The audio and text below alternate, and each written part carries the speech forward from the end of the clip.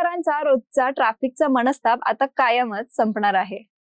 कारण आपल्या शहरात सुरू होतोय एक अत्यंत महत्वाकांक्षी ERTS प्रोजेक्ट. नमस्कार मित्रांनो, जर तुम्ही पिंपरी चिंचवड शहरात राहत असाल तर सकाळी कामावर जाताना किंवा संध्याकाळी घरी परतताना ट्रॅफिक जाम मध्ये अडकण्याचा अनुभव तुम्ही नक्कीच घेतला असेल. सिग्नलवर लागणाऱ्या लांबच लांब रांगा, वाढतं प्रदूषण आणि वाया जाणारं अमूल्य वेळ, या सगळ्या समस्यांवर आता एक कायमस्वरूपी आणि मोठा तोडगा काढण्यात आला आहे.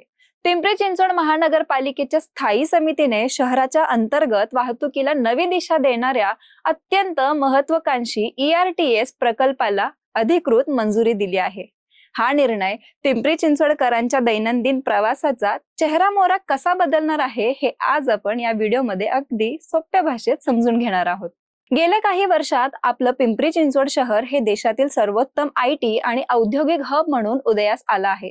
हिंजवडी, भोसरी, तळवडे यांसारख्या भागांमुळे रोज हजारो लोक शहरात प्रवासासाठी बाहेर पडतात.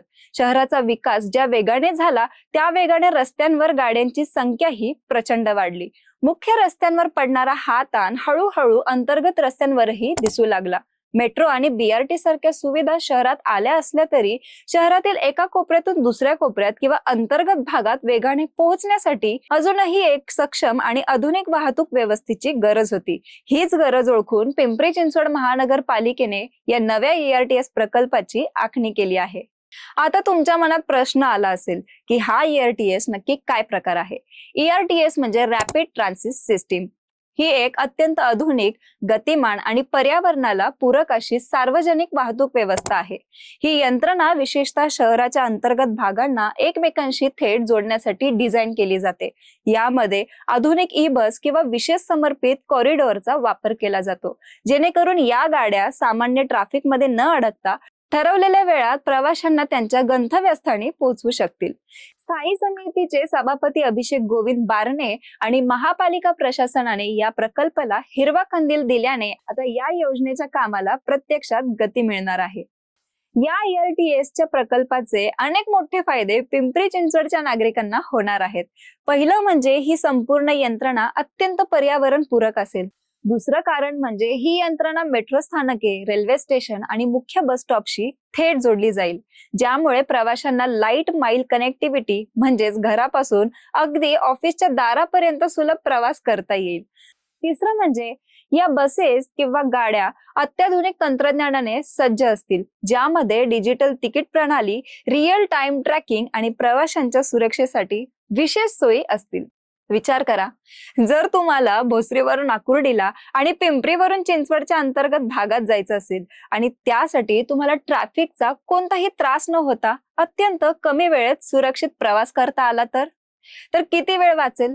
ERTS मुळे केवळ वेळच वाचणार नाही तर इंधनावरील खर्च कमी होईल आणि खासगी वाहनांचा वापर कमी झाल्यामुळे रस्त्यांवरील अपघात आणि ताण लक्षणीयरित्या घटेल. नोकरदार वर्ग, विद्यार्थी आणि ज्येष्ठ नागरिकांसाठी हा प्रकल्प अत्यंत सोयीचा आणि सुरक्षित ठरणार आहे. पिंपरी चिंचवडची ओळख आधीच एक स्मार्ट सिटी म्हणून आहे, परंतु स्मार्ट सिटी ही केवळ चांगल्या इमारतींनी किंवा रस्त्यांनी बनत नाही, तर तिथली सार्वजनिक वाहतूक व्यवस्था किती सक्षम आणि स्मार्ट आहे यावर ती अवलंबून असते. ERTS प्रकल्पाला मिळालेली मंजुरी हे सिद्ध करते की महापालिका प्रशासन शहराच्या भविष्यातील गरजांचा विचार करून नियोजन करत आहेत. आगामी 10-20 वर्षातील लोकसंख्येचा विचार करत ही वाहतूक व्यवस्था शहराचा कणा ठरेल यात शंकाच नाही. तर मित्रांनो, पिंपरी चिंचवड शहराच्या अंतर्गत वाहतुकीला एक नवीन चालना देणारा हा ERTS प्रकल्प नक्कीच शहराच्या विकासाला नवीन गती देईल.